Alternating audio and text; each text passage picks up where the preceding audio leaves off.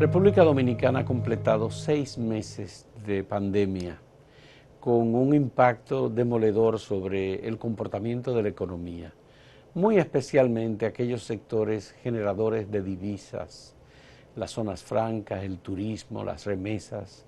La productividad en general ha sido impactada y el crecimiento de la economía se ha ralentizado por un lado, pero también ha decrecido.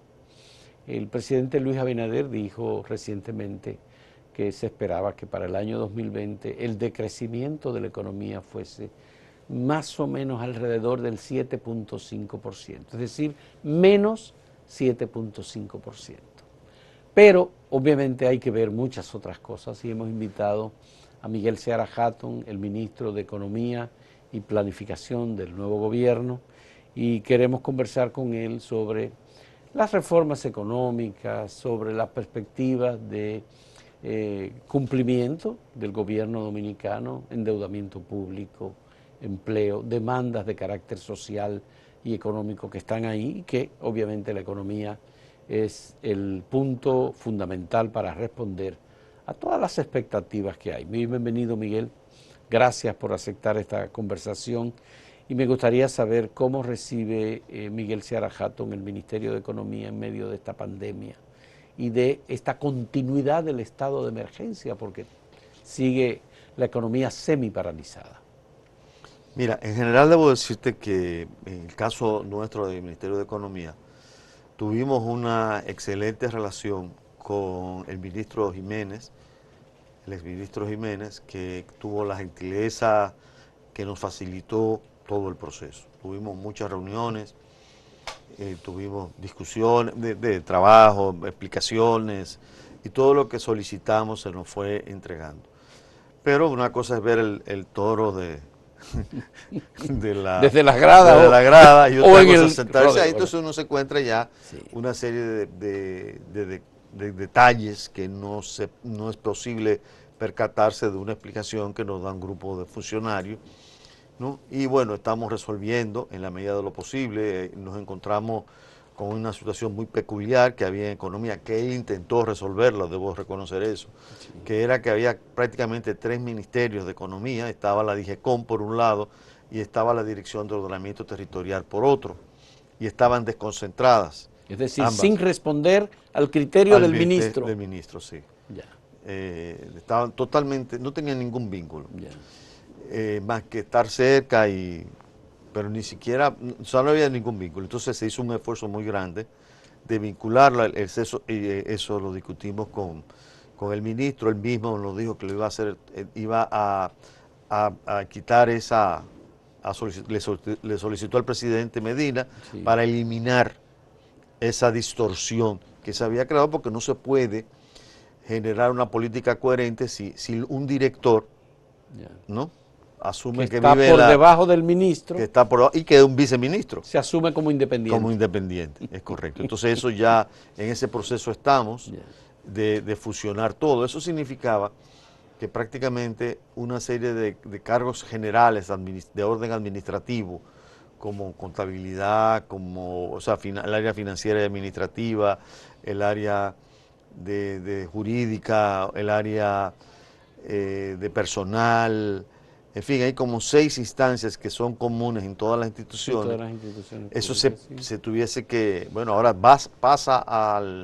todo esto pasa al ministerio, y por supuesto tú vas a tener alrededor de 200 personas o más, que es un empleo redundante. Ya. Pero lo que hemos tenido en común en todas las instituciones públicas es una redundancia muy, muy excesiva del empleo público. Sí, hay departamentos que se pueden manejar con 1 o 2 personas, o funciones que se pueden manejar con 1, 2, cuando mucho, y si quieres 3, pero tú te encuentras con 6, con 7, con 8 personas. En general, ¿cuánto es el personal del ministerio en la totalidad? Mira, del ministerio, considerando la unidad, o sea, tanto la ONE, porque la ONE está ahora mucho más La integrada. Oficina Nacional de Estadística. Está mucho más integrada al ministerio. Bien. Y el Instituto Nacional de Geografía, que también está más integrado el ministerio. Son adscritas y son autónomas, pero están más integradas. Estamos hablando de alrededor de 1.300 personas. Ya.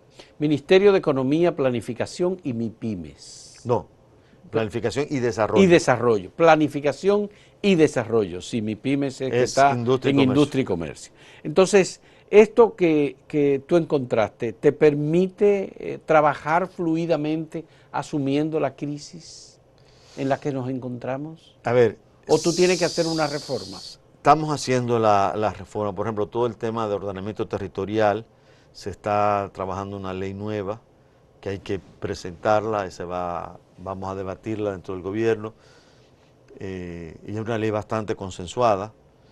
El tema de ordenamiento es un tema muy complicado, es un tema muy técnico. Técnico, sí. ¿No? El tema de la cooperación, que ya está avanzando. Tenemos también, nosotros tenemos 4 viceministerios, ¿no? Un viceministerio que es de planificación e inversión pública. Sí. Eso lo dirige Paveliza, sí. Que tiene que ver con todo lo que es la planificación del Estado, ¿no? Y la inversión pública. Toda inversión pública que se haga en el país tiene que pasar por ese viceministerio y tiene que lograr lo que se llama un código SNIP. SNIP, que es el Sistema Nacional de Inversión Pública. Entonces eso tiene una peculiaridad, hay que hacer una serie de evaluaciones para que esa inversión pueda ser registrada. Tenemos también una unidad, un viceministerio de análisis de política, de análisis económico y social, que era la antigua unidad de análisis WISE, que se conocía como WISE, que lo dirige Alexis Cruz, que estaba ahí.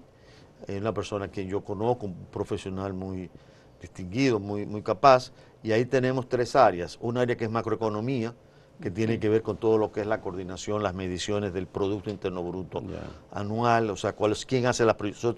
Economía es que hace la proyección del comportamiento de la economía cada año, proyecta para el presupuesto. Ahí tenemos también un área de división, una área que tiene que ver con la economía real, o sea, con los sectores productivos, básicamente.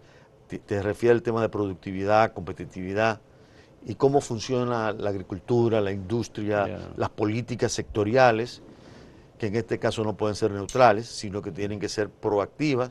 Y hay una tercera área que es la parte de economía social e institucional, análisis social e institucional, que está en la cabeza de Ati Cañete, Rosa Cañete, que tú conoces. Pero Antonio Morillo estaba también en el Ministerio de Economía y Planificación en la parte de medición de pobreza. Sí, ahora él está trabajando con el SUBEN, con Jeffrey Lizardo. Jeffrey Lizardo, sí. Bien, entonces... Perdón, me faltó un último área que es muy importante, que es el área de cooperación.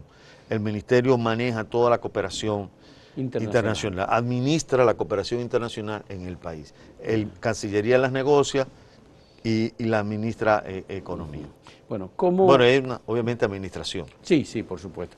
¿Cómo es la proyección que ha hecho el Ministerio de Economía, o hasta ahora, si ha podido hacerlo, sobre el comportamiento de la economía en este año y sobre todo perspectiva a partir del 2021? ¿Cómo va a ser la recuperación económica, el estímulo a los sectores productivos? ¿En cuáles aspectos pueden vincularse reforma fiscal, modelos de cooperación o de alianza público-privada, por ejemplo, para empujar áreas o sectores vitales? Mira, lo primero es que la proyección. Nosotros lo calculamos entre un -4 y un -5. Nosotros corrimos varios modelos y esos modelos indican que en el último cuatrimestre del año, la expectativa es que exista un ligero crecimiento positivo, entre 0 y 1. Esto es para el año 2020. -4%. El decrecimiento de la economía. Entre -4 y -5, porque esto no es una precisión milimétrica, uno calcula más o menos porque hay varios modelos que se corren y se llega a un promedio. Y eso sería por el año completo, 2020. Por el año completo. Pero entonces está muy por debajo de lo que anunció la pasada semana el presidente Luis Abinader. Sí, me extrañó ese número, no lo había visto. Sí, yo estuve en una reunión con el Pero ese presidente. es el dato que nos da. Y él dijo que para el último cuatrimestre esperaba más o menos un -4, -5%, pero que en general para el año era de -7% la proyección. No, entonces, lo voy a aclarar, sería bueno revisar eso. Pero bueno, en general, piensas... Nosotros esperamos que en el último trimestre del año va a haber una recuperación. Ya.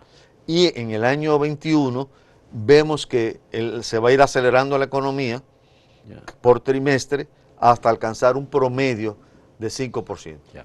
Solo una preocupación, en términos de endeudamiento público y en particular endeudamiento externo y bonos emitidos por el Estado Dominicano y otros compromisos adquiridos por el Estado Dominicano con deuda en general, Club de París, multilaterales, etcétera. ¿Cuál es la situación para concluir el año 2020? El déficit más o menos, ¿por dónde estaría? Por el 9% del PIB. 9%, wow, del PIB. Sí, pero fíjate que nosotros estamos más o menos en la media. Estados Unidos va a tener un 23%. Sí. ¿No? Y la mayoría de los países desarrollados van a tener igual porcentaje de déficit. Ahora, el dilema es muy claro, ¿no? O sea, yo no puedo decirle a nadie, oye, tu hijo se va a morir o tu papá se va a morir porque no tengo un equipo de salud, ¿entiendes? O sea eso no se puede. Un gobierno no puede hacer eso, por razones humanitarias. Nosotros hemos dicho que nuestra prioridad es la gente. Entonces, tenemos que asumir una deuda para mejorar los servicios de salud, por ejemplo, solamente fase, el quédate en casa y para ti, implican casi 90.000 millones de pesos entre julio y diciembre, porque el gobierno asignó recursos hasta mediados de junio, creo. ¿Cuánto en números? O mediados de julio. En términos absolutos, ¿cuánto es un 9% del PIB? Bueno, va a caer, al caer estaríamos hablando que terminaríamos el año con un déficit del orden de menos 418.000 pesos. Millones de pesos. 418.000 millones de pesos de déficit. Sí, el financiamiento neto. Esto supera en términos absolutos todas las cifras de toda la historia de la economía dominicana. Porque el déficit mayor que tuvimos en el año 2012 fue de 150.000 millones de pesos. Sí, pero el producto, hay que compararlo con el producto, porque tú puedes tener una cabeza grande, pero si tienes un cuerpo grande, no eres cabezón. Y si él tiene un cuerpo chiquito y una cabeza grande, vas a ser un cabezón. Sí. Entonces, entonces hay que compararlo con el producto. Ya. Sí, efectivamente es una cifra de 9%. 418.000 millones de pesos de déficit para el año 2020. Exactamente. Ese es ¿Cómo se puede, en términos de futuro, tomando en cuenta que hay una déficit del cuasi fiscal de sobre los 500.000 millones en el Banco Central? No, hay un saldo de deuda. El déficit cuasi fiscal es el flujo de intereses. Digamos, un saldo de deuda. Deuda contraída por el Estado, no pagada. Y está ahí. ¿Cómo se resuelve eso a futuro? Mira, yo creo que la prioridad ha sido resolver el problema de la pandemia, porque esto no es una crisis de origen económico, esto es una crisis de origen de salud, ¿no? Y donde no hay una vacuna para enfrentar la situación. Y la única terapia, sí que se puede llamar terapia, para enfrentar la enfermedad, el virus, es el aislamiento. Y eso es lo que te ha generado un shock de demanda que eventualmente se ha ido convirtiendo en un shock de oferta. O sea, se cayó la demanda y aunque estaba la estructura del aparato productivo ahí, con el tiempo muchas empresas no han podido soportar la situación y empiezan a cerrar o parar las inversiones. Eso sería el shock de oferta.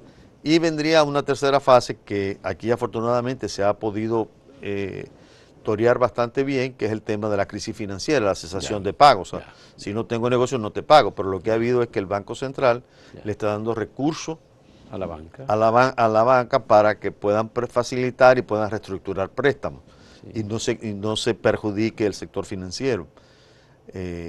O sea, que se pueda quedar todavía con vida todo esto. Entonces, De por medio está el tema tasa de cambio, que es un elemento de preocupación para los grupos sectores productivos. sí, es un elemento Y es importante. un costo que tiene muy alto mantener controlada la tasa de cambio. Así es, así es. No, estoy de acuerdo. ¿La economía dominicana puede seguir pagando ese costo? Yo creo que es inevitable eventualmente, bueno, la política es tratar de sostener el tipo de cambio. Indudablemente tenemos una situación donde en el largo plazo, en el transcurso del año, no a largo plazo, en el transcurso del año, se han caído los ingresos de divisa, el turismo se ha caído, ¿no? Y se ha caído las exportaciones. Afortunadamente también se han caído las importaciones y por lo tanto la situación de balanza de pago, más o menos, no ha sido tan dramático. El precio del petróleo ha ayudado, ha habido un efecto doble con el petróleo, ¿no? Ha caído la demanda de petróleo. Ha caído la demanda en un 47%. La demanda física. Física. Sí, o sea, tú no sales de tu casa, tú de aquí vienes a tu oficina y después te vas para tu casa. Tú no sales, ni sales los fines de semana, etcétera, ¿no? Entonces utilizas menos el carro. ¿No? Entonces todo eso ha contribuido a que se aliviane un poco la situación y uno se pueda manejar. Afortunadamente también ha mejorado los ingresos de las remesas, ha venido mejorando y se ha mantenido gracias a la ayuda inclusive que le dan afuera, en Estados Unidos por ejemplo, la ayuda que le están dando a las personas, parte de ese dinero viene aquí en forma de remesa. Sí. Pero hay un efecto pernicioso de esta crisis que tú la defines muy correctamente como de salud sobre la economía, porque en definitiva la actividad económica se ha ralentizado muchísimo. Sí, es correcto. Y entonces, ¿qué tú haces con el empleo? No, ¿Cómo tú resuelves el problema de demanda de servicios de la sociedad? Sí, por eso. Como gobierno, además nuevo gobierno. Sí, mira, por eso en términos, el gobierno decidió sostener las ayudas que estaba dando para el empleo, mantener los ingresos de las personas. Te digo, eso cuesta 90.000 millones de pesos. Sí. Desde el mediado de julio hasta diciembre, ¿no? Y el Estado lo asumió completamente. Pero también asumió y decidió, por ejemplo, extender la seguridad social, el régimen subsidiado de la seguridad social de la parte de salud a toda la población.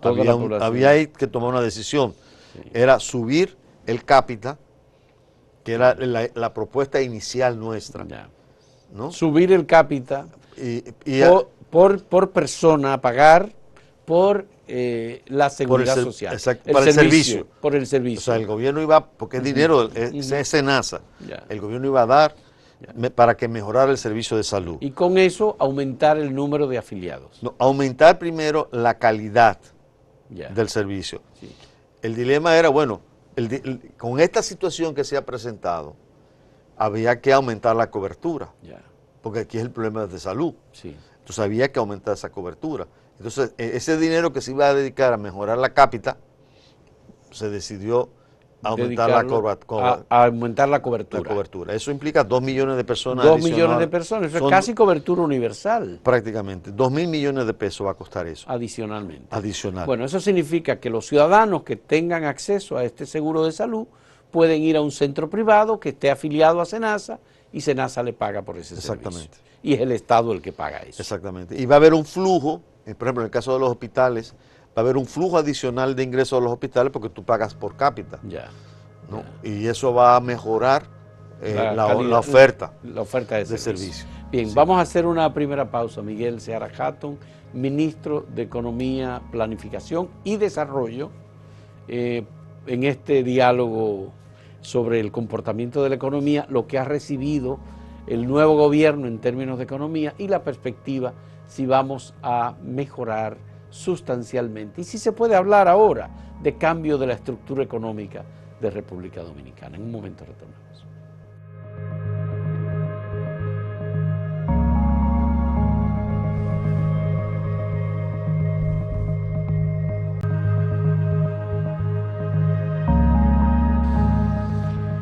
Miguel Seara Hatton, uno de los temas de lo que se ha hablado últimamente es sobre la cantidad de recursos que requiere el Estado. Y el presidente Luis Abinader dijo en la conversación con los directores de medios que el Estado iba a acudir a la emisión de bonos para recibir recursos frescos para la economía. ¿Cómo se va a hacer eso? ¿Cuándo se va a hacer? ¿Qué cantidad de recursos se lo primero que el Estado tiene que buscar todas las alternativas posibles. Eso es lo primero, ¿no? O sea, hay que tocarle las puertas al Banco Mundial, al BID, hasta el mismo fondo y ver qué condiciones hay. Y obviamente en los mercados de capitales, ¿no? En donde el país goza de una buena calificación debido a todo este tema de cómo se ha venido los anuncios que ha hecho el gobierno de mejorar de enfrentar el tema de la corrupción, de la impunidad, de los temas institucionales que se están abordando. Y también el hecho de que el gobierno está haciendo un esfuerzo muy grande en mejorar la calidad del gasto. Ya. Hemos revisado, por ejemplo, instituciones que tenían 29 o qué sé yo, no sé cuántos subdirectores. Todo eso se está revisando en este momento, afortunadamente. ¿Cuánto dinero se va a requerir? Bueno, el déficit yo te dije que iba a ser alrededor 418.000 millones. ¿No? Hay que buscar ese dinero. Eso sería como 3.500 millones de dólares, más o menos. 3.500 millones de Más o dólares. menos, o sea, de una orden de esa magnitud. Ya. Eso es para terminar el año. El año. Sí. Nosotros entendemos que a partir del año que viene va a haber una situación mucho más favorable para la economía en la medida en que esperamos, como espera toda la humanidad en este momento, que ya para esa fecha haya una vacuna. haya una vacuna que nos ayude a enfrentar la situación. ¿El contexto internacional favorece que haya recursos disponibles a bajo costo a los que tengamos acceso? Sí, en este momento, primero esto no es un problema de la República Dominicana. Si esto hubiera sido un problema de la República Dominicana, tú puedes estar seguro que las condicionalidades hubiesen sido terribles. Sí. Hoy la situación está mucho más flexible porque el 90% de los países, de casi 200 que registró el fondo en junio de este año, iban a tener una depresión económica. Alrededor de como 25, 26 iban a estar un crecimiento de menos 8 o 9%, o sea, crecimientos mayores, de crecimientos mayores al 8 o 9%. A lo que nosotros tenemos. Claro, había como 50 y tantos países que iban a tener entre 9 y menos 5, menos 9 y menos 5. Ya. ¿No? Entonces nosotros estamos en una situación más o menos intermedia, pero por ejemplo Estados Unidos va a caer mucho, el eurodólar, la zona del euro, eurozona, eurozona va a caer mucho, los países de la OCDE van a caer 7 u 8%, ¿no? Entonces el mundo indudablemente está enfrentando una situación excepcional y eso hace que se flexibilicen las condiciones para tener acceso al crédito. Ya. La opción del gobierno dominicano es emisión de bonos. ¿Esos bonos los emite el Ministerio de Hacienda o el Banco Central? El Ministerio de Hacienda. El Ministerio de Hacienda. ¿Y cuál es la perspectiva? Para financiar el déficit. Sí. ¿Y cuál es la perspectiva de tasas de emisión de esos bonos? Mira, no sé exactamente porque esto evoluciona cada día. No conozco bien los detalles. Todavía no se sabe, ¿no? Hay que esperar un poquito más y vamos a saber toda la información. Ya. ¿La alianza público-privada puede contribuir a afrontar algunos de estos desafíos en términos de la parte más gruesa de la economía? Así es. Mira, ¿en qué consiste la alianza público-privada? A ver, si yo tengo tengo que hacer una inversión que te va a generar un flujo de recursos, un servicio, sí, ¿no? O una inversión física, un puerto, una carretera, un acueducto, ¿no? Y que te generan una presa, por ejemplo, para que te genere energía eléctrica. La inversión inicial se hace en sociedad. El Ministerio de Economía tiene que analizar esa inversión y ver cuál es el impacto que tiene en la sociedad, si es el impacto social y económico, ¿no? El Ministerio de Hacienda hace los cálculos relacionados con si va a haber un costo fiscal, un costo en términos de impuestos que no se vayan a pagar, etcétera. Todo eso se evalúa, ¿no? Y se espera un número positivo. Entonces hay unos criterios muy concretos, muy específicos, y lo que se hace entonces es decir, bueno, hacemos la inversión conjunta. De acuerdo. Y tú pones, yo no puedo ponerlo todo, a lo mejor yo pongo el terreno, o a lo mejor el Estado pone algo de capital, o sea, hay un acuerdo y nos compartimos el flujo. Ya, muy bien. Si esto va a generar un flujo de ingresos, bueno, tú tienes una parte y yo tengo otra. Ya. Incluso lo que hemos sabido es que recientemente se ha contemplado la posibilidad de que el sector privado aporte parte de los recursos, un 10% aproximadamente, de los recursos que va a necesitar el Estado Dominicano para tener acceso a la vacuna cuando esté disponible. Exactamente. Entonces, eso es parte de la alianza Eso pública. es parte de la alianza pública. Pero mucho yo creo que ahí en el caso de la vacuna tiene que ver con temas de solidaridad. Ya. O sea, pero bueno, es una corresponsabilidad admitida. Sí, pero en este caso eso puede ser solidaridad, acuerdos, ¿no? Debo decir que hay mucha gente, muchas empresas que están contribuyendo a esto, ¿no? Sobre todo empresas muy grandes. Pero en lo que hablamos de inversión pública-privada es una empresa que sea rentable, que la inversión sea rentable y que esa inversión permita un flujo de ingresos que justifique la inversión. Miguel, la pandemia impide al Estado Dominicano, al nuevo gobierno, plantearse temas más gruesos de reformas estructurales de la economía. Mira, es muy difícil que en una situación de depresión tú plantees que vas a hacer una reforma, vas a aumentar impuestos. No se puede. Ahora, ¿qué hemos hecho? Que es parte de una reforma fiscal, mejorar la calidad del gasto. Yeah. Todas estas revisiones que se están haciendo, porque no es dejar de gastar. Sí. Estamos gastando.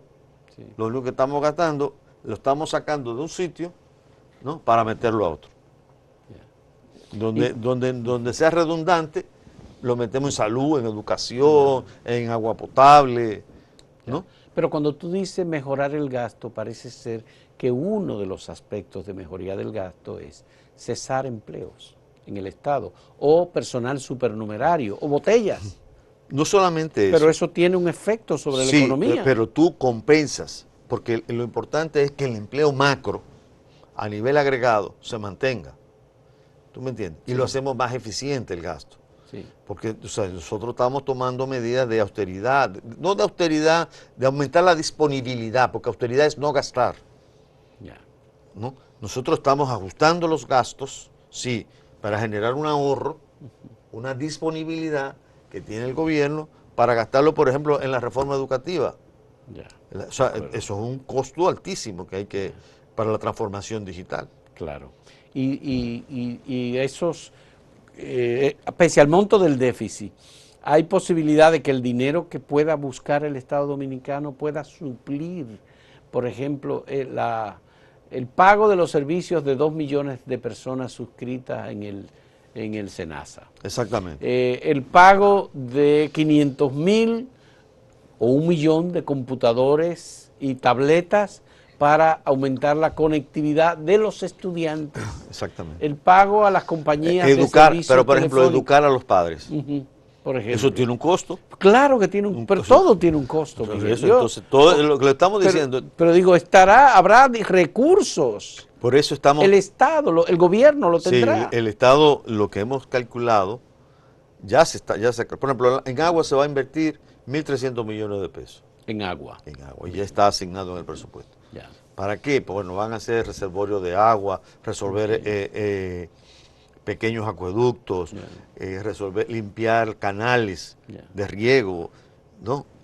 Hacer inversiones de reservorio de agua. Bueno, pero la inversión pública, digamos, es utilizada como un estímulo a la economía y a su crecimiento. Así es. La autopista del Ámbar que anunció Luis Abinader, por ejemplo, es igualmente un estímulo para ese crecimiento económico, la dinamización. Sí, todo eso genera empleo. Claro, te sostiene, porque definitivamente el momento de la recuperación, lo que se llama esa B, que va a subir, va a ser cuando se termine con el aislamiento.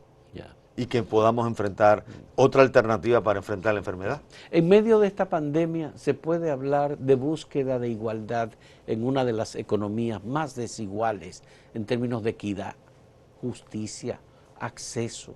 Bueno, esa es la preocupación, por ejemplo, con salud. Sí, esa es la preocupación. Sí. Esta medida concreta, la preocupación con el tema de educación.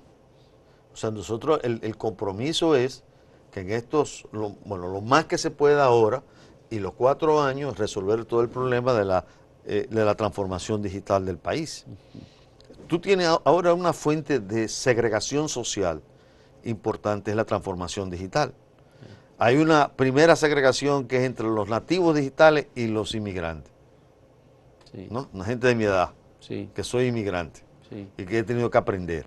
Sí. Esa contradicción se va a resolver con el tiempo, pero hay una brecha social muy grande de un sector que hasta ahora no estaba en el mapa de garantizarle acceso a banda ancha, ¿no? De garantizarle capacidades, de entrenarlo para que pueda utilizar el instrumento, no solamente para chatear o para tomar fotografía o para ver Facebook, que no tiene nada de malo. De tiempo. No, pero ya en Uruguay se determinó que el uso masivo de las tabletas y las laptops por parte de los estudiantes implicaba una significativa pérdida de tiempo. La curiosidad, el descuido, la falta de supervisión, el no tener objetivos claros sobre lo que tú tienes que buscar, si te dan acceso a internet, bueno, pues van a ocurrir muchas cosas. Ahora, ¿no se pierde un poco la perspectiva de la oferta que se hizo desde el PRM y Luis Abinader a la sociedad dominicana con esta crisis? Y este enfoque, digamos, mira, bueno, la gente tiene una expectativa. Indudablemente. ¿Y cómo tú? Pero, por ejemplo, el tema institucional no tiene costo financiero, muy poco, pero tiene un gran impacto en la sociedad. Sí. Y tú lo has visto en el tema de la justicia. Sí. O sea, esta sociedad va hacia un arbitraje muy claro. Muy claro. Sí. ¿No? Aquí no hay razón alguna para que el tema electoral sea una fuente de conflicto. Porque, o sea, cada 4 años es una zozobra, porque tú no confías en los árbitros. Sí. ¿Me entiendes? Entonces, eso es un compromiso. Eso implica que tú estás convencido que vamos a escoger pues árbitros independientes. Sí, completamente. Eso es un compromiso del presidente, está en el programa de gobierno, de que se necesita, igual que jueces, ¿no? Yo no digo que, o sea, tener árbitros independientes significa que no sean militantes, políticos. Me quito el chaleco de PRMista y me voy ahora a ser un buen independiente. Bueno, pues yo he visto declaraciones de gente vinculada a Danilo Medina que quieren que sea un dirigente del PRM que vaya. Bueno, podrán querer lo que quieran, pero y el presidente también. Perfecto, bueno, pero el presidente ha dicho muy claramente y lo demostró con el la designación de Miriam Germán en la Procuraduría, por supuesto, y los procuradores los adjuntos. Sí. ¿No? Entonces, si nosotros logramos enfrentar ese problema institucional, que lo estamos haciendo, poco a poco. Mira, es muy difícil tú evitar que aparezca un loco que se crea más inteligente que los demás y que se pueda quedar con $500,000 de pesos, 1 millón, 3 millones, 100 millones, 1.000 millones. Eso es difícil de evitar, porque es la persona, tú ves, eso depende mucho de las condiciones de la gente, que averiguar. Ahora, lo que sí tú puedes evitar es la impunidad, porque la impunidad es una decisión de política. Sí, pero hay temas vinculados con el Congreso, Miguel, por ejemplo. Alfredo Pacheco, que introdujo de inmediato el tema del Código Penal y las 3 causales. El PRM tiene una posición sobre eso, pero Alfredo Pacheco y diputados que están ahí tienen otra posición. Ya, ahí hay una contradicción. Bueno, y luego está el tema de, por ejemplo, cambiar la ley del INAPA para designar a Wellington Garnó. Otra decisión igualmente contradictoria. Perdón, espérate. Personalmente y como miembro del partido, yo apoyo las 3 causales. Y fue una decisión del partido. Ahora, que hay una lucha. Sí, sí, hay una lucha. Pues eso está bien. Y no es un error. Pero creo que es un proceso democrático y poco a poco vamos a ver qué pasa. Yo creo que la sociedad se está movilizando a favor de que se establezca las tres causales, porque si no vamos a crear una fuente perversa de segregación social. Una pobre infeliz que no tiene los recursos necesarios va a abortar en cualquier lugar. Va a morir. Va a morir. Va a morir, Miguel. Por el hecho de ser pobre. Por ser pobre, nada más que por eso. Entonces, nosotros que tenemos como eje central la calidad de vida de la gente y mejorar las condiciones de vida de las personas, no podemos permitir que exista ese problema de salud pública, porque es un problema de salud pública, no es un problema de un pecado, no es pecado, es salud pública que tenemos que resolver. Ya. Porque si me dijeran, bueno, es que ya no va a haber, nadie va a hacerse un aborto en este país, o va a enfrentar el problema de... Ya. Pero voces como las tuyas no le estamos oyendo, no le estamos escuchando. Bueno, tú me estás oyendo a mí. No, está bien, pero digo, caramba, qué problema hemos tenido con legisladores que tienen compromisos eclesiásticos, bueno, o con obispos y pastores. Bueno, tienen todo el derecho a tenerlo, bien, yo no le cuestiono eso. Sí, pero digo, te menciono ese caso como una pero tú menciona el mío también, porque como yo hay mucha gente dentro del partido que piensa así. No, la Comisión Ejecutiva tomó una decisión muy clara una decisión de apoyar que se aprobaran las tres causales. O sea, esto es un problema de salud pública. Ya. No podemos permitir que nuestras mujeres se nos mueran por una concepción de un pecado. El que lo quiera hacer tiene todo el derecho. Bueno, muy bien. Es un tema de derecho. Ahora, ese tema también me lleva al tema de pobreza, que es un tema del que hemos hablado, tú has escrito mucho, Acento ha publicado tus estudios, tus análisis sobre el tema del comportamiento de pobreza. El gobierno anterior hizo un análisis, varió la forma de medir la pobreza y determinó que la pobreza se redujo de un 40 a un 23%. Este gobierno tiene ese escenario, cifras oficiales del propio Ministerio de Economía, Planificación y Desarrollo. ¿Qué vamos a hacer para reducir la pobreza?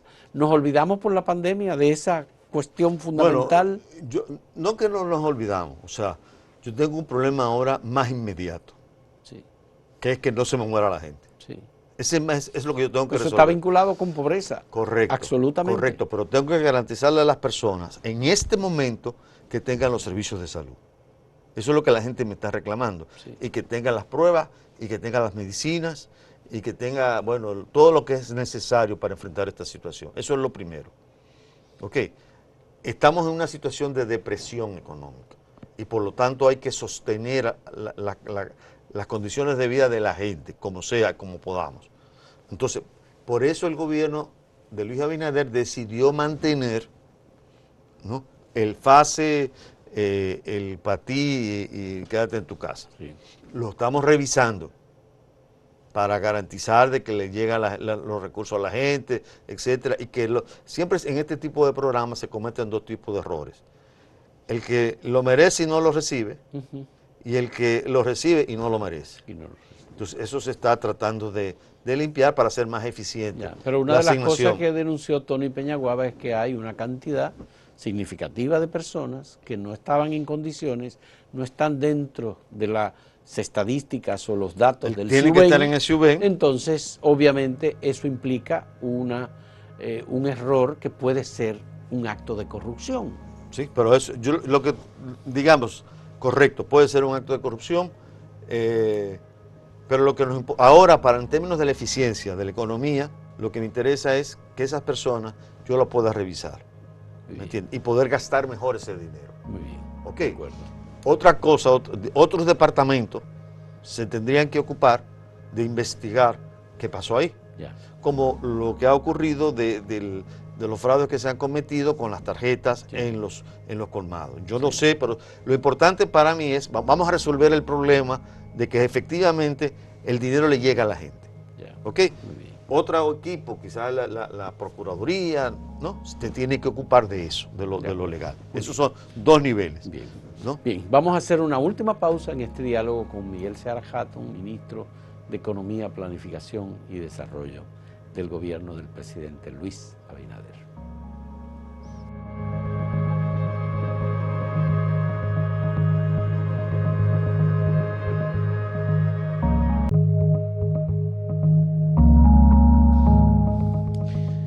Miguel Seara Hatton, ¿en qué momento vamos a comenzar a trabajar los temas más profundos? ¿Cuando termine la crisis? ¿Y si esta crisis se extiende más allá del 2022? Digamos, como efecto por la pandemia, porque las vacunas pueden resultar fallidas o porque puede venir otra situación inesperada. Ya tuvimos un huracán que nos pasó por aquí. Sí, mira, nosotros realmente tenemos la expectativa de que esto va a empezar a cambiar a partir del primer trimestre del año 21. ¿No? Esa es la expectativa y eso es lo que coincide en casi todos los pronósticos mundiales. El próximo año, entre enero y marzo, cambia la situación. Empezaría a recuperarse, lentamente, pero y se iría acelerando a la medida que avanza el año. ¿No? Esa es la expectativa en general. Yo creo que el tema de la vacuna, por lo que he leído, no soy experto en el tema, pero uno, digamos, lo que lee en información general, algunos están terminando la fase 3 y van a la fase 4, o sea que todo indicaría que el problema de la vacuna más o menos se va a resolver. Yo te hago la pregunta por lo siguiente, porque puede ser que una crisis y una paralización como esta sea la oportunidad para abordar temas más profundos y estructurales de la economía dominicana. Yo creo que las cosas no van a ser iguales, ¿eh? O sea, yo creo que esto nos está reeducando a todos. Nos está reeducando. A todos. Es decir, la pandemia nos está obligando a cambiar estructuralmente aspectos centrales de la economía. Sí, claro. Claro que sí. Porque nos está mostrando vulnerabilidades que no teníamos tan claras como ahora. Yo siempre digo que el mejor ejemplo es la digitalización. Esta subjetividad he visto personas que ni siquiera sabían cómo utilizar un celular y que de pronto se han visto en la necesidad de utilizar el celular, de utilizar, o sea, de interiorizar, empezar a interiorizar de que existe toda esta dimensión digital que es nueva. Sí. ¿No? Yo creo que hemos aprendido que hay negocios que ya no son viables, hay nuevos negocios que desarrollar. En fin, yo creo que ha habido un cambio muy estructural en la forma de entender la sociedad. Bueno, frente a esa situación, ¿no es posible que el Ministerio de Economía tenga un plan de cómo hacer cambios sustanciales que eviten algunas de las inequidades que hemos tenido estructuralmente y que se han perpetuado con crecimiento económico sostenido y con pobreza creciente? Sí, empezamos a trabajar en la revisión de la Estrategia Nacional de Desarrollo y el plan plurianual del país, de cómo enfrentar estos desafíos. Lo empezamos a hacer, porque acuérdate que tenemos 2 semanas. 2 semanas. Sí, ¿no? Y en lo que inclusive ubicamos a la gente. Pero tienen la idea, por lo menos. Claro, tenemos una perspectiva. Tenemos muy claro el norte, porque el norte está reflejado en nuestro programa de gobierno. Es muy claro. Calidad de vida de la gente, eso implica que debemos darle prioridad, por ejemplo, al territorio, al tema del poder ciudadano, al tema el desarrollo no es una aventura personal. En este caso se ha visto claramente que el desarrollo no es una aventura personal. O sea, el Estado ha tenido que venir a salvar la situación. Así es. Pero me preocupa mucho que se haya intronizado demasiado el clientelismo político y la búsqueda por parte de los ciudadanos de beneficios personales frente al Estado y frente a los políticos, y que eso sea, bueno, redituable en términos de beneficios políticos y electorales, que yo sé que no va por ahí el PRM o... Yo creo que, a ver, la sociedad es multidimensional, como el mismo ser humano. Sí. Entonces, tú no puedes evitar que haya, como te decía, así como no puedes evitar que haya un loco que se cree que es más inteligente que los demás y que puede robarse un dinero y que no le va a pasar nada. Bueno, así hay gente que tiene otras ideas. Hablamos hace un momento de las 3 causales. Sí. Hay gente que está de acuerdo y gente que no está de acuerdo. Hay gente que está de acuerdo, que no está de acuerdo por razones religiosas. Dice, esto es un pecado. No, hay otras personas que decimos, no, esto es un problema de salud pública y hay que atenderlo como tal. Bueno, yo creo que la sociedad tiene que aprender a arbitrar estas diferencias, y eso es parte de lo que tenemos que aprender a hacer como sociedad. Ya. En la sociedad todos debemos caber, todos, ¿no? Los que tienen un pensamiento conservador, los que tienen un pensamiento más liberal o más progresista, todos somos dominicanos y todos tenemos que caber aquí en estos 48.000 kilómetros Y cuadrados. digamos que cuando esas contradicciones entran en tensión en el aparato del Estado, ¿quién tomaría el liderazgo en función de la opción más correcta, que no sea continuar el clientelismo? ¿Sería posible eso, Miguel? Yo creo que primero eso no es sostenible, ¿no? Esto es una situación completamente excepcional. Eso no es sostenible. El clientelismo no es sostenible. En estos niveles, o sea, clientelismo en el sentido, ¿qué es clientelismo? Clientelismo es darte... Usar los recursos públicos para beneficiarse en términos políticos. Lo que es un derecho, personales. te lo doy. Exactamente. ¿No? Ahora, nuestra posición política es, partidaria, ideológica, el desarrollo es la materialización de los derechos. Ya, de acuerdo. ¿No? Y el mejor ejemplo es salud. Salud. ¿No? Nosotros entendemos que la salud es un derecho, Ya. y por lo tanto hay que darle salud, garantizar la salud a toda la población. Empezamos por aquellos que son los que menos recursos tienen, que por eso estamos fortaleciendo el área del régimen subsidiado. Pero todos los dominicanos deben tener derecho al régimen de salud. Todos los dominicanos deben tener derecho a la educación, ¿no? Entonces, esos son principios básicos que están detrás de nuestra concepción política. Porque si no, ¿para qué vamos a...? Digo, por lo menos yo no tengo nada que hacer en otro modelo. ¿Confía en que la sociedad dominicana actúe en función de eso, como ha actuado en este último proceso electoral en medio de la pandemia? Mira, yo creo que hay un proceso muy importante. La sociedad dominicana se ha empoderado. Si tú te pones a ver, para nosotros, como PRM, el tema del poder ciudadano es un tema central de la propuesta política. Porque hay una puja distributiva, hay una lucha para apropiarse del excedente. ¿Qué ha ocurrido? ¿O qué ocurría? Que hay un grupo que tenía todo el poder y que tenía un músculo permanentemente tenso. Hoy día, afortunadamente, tenemos una sociedad crítica que nos está observando, que nos está exigiendo. Y esa es una garantía, porque nosotros también tenemos riesgo de ponernos locos. Claro. ¿Entiendes? O sea, yo tengo el mismo riesgo de, me puse loco. Sí. Y ahora ando con un carro y con un chofer y ando como, ¿no? Pero yo trato de ser la misma persona. La misma persona. ¿Entiendes? Sí, y no ponerme loco. Puede ocurrir que me ponga loco. Que el poder te aloque. Me aloque. Entonces, hay una presión social. Sí, sí. ¿Tú ves? No, ustedes tienen un gran desafío por delante, por supuesto.